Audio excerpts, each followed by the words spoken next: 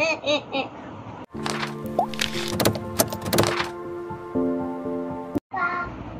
guys, hari ni kita nak main Snap.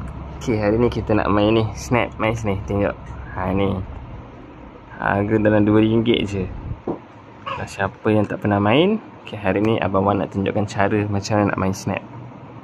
Okay, kita ada kad. Mula buat macam mana, Wah? Kena cong dulu. Okay, cong.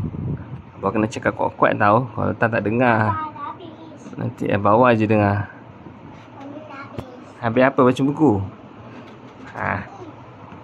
Okay dah. Okay, lepas cong.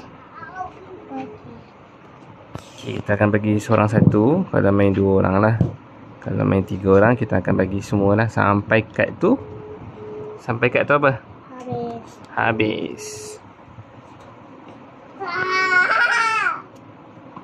Okay, pantas-pantas sikit, Wah. Laju-laju, Wah.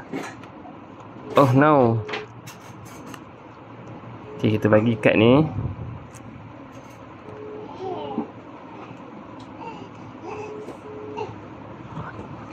Ni memang mengembalikan nostalgia lama lah. Untuk geng-geng 90-an ni mungkin tahu tentang kad ni. Okay, kad dah nak habis dah. Okay, laju sikit, Wah. Laju sikit, Wah. Okay dah. Okay, lepas dah ni, apa kita nak buat, Wah? Macam mana nak main dia?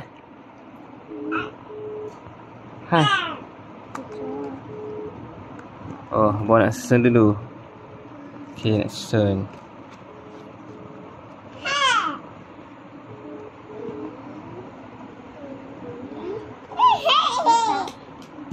Okay, kita letak. Lepas tu, Baba pun letak juga.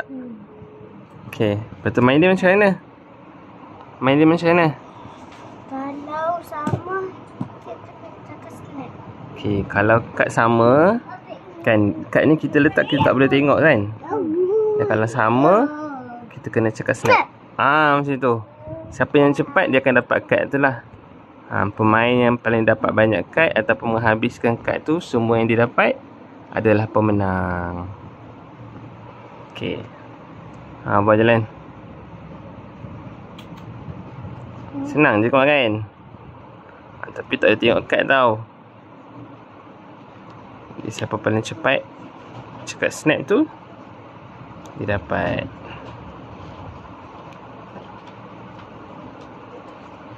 Ni tak ada main tipu. Kalau main tipu dia tak best kan. Snap. Macam ni Papa dah. Siapa dulu? Apa dulu? Ya dah budak situ dah. Mau dulu. Setelah cara main dia. Okey, selamat cuba. Kan beli kat kedai-kedai yang lama-lama mungkin ada jual. Ni kedai-kedai lama. Kalau kat Selama tu kat kedai Golden. Kedai Golden apa kan? Ada jual. Okey, selamat mencuba. A few minutes later. Okey, saya dengan 2 kad je. Okey, kita tunjuk macam mana kita nak habiskan game ni. Okey, walaupun saya dah habis kad, saya masih lagi boleh main. Sebab dia pemenang adalah pemenang yang kena dapatkan semua. Bila semua kad tu dapat di Snap, dia adalah pemenang dia. Budak-budak dalam sekarang ni. Inilah Gen apa? Gen Alpha. Dia tak boleh kalah tau.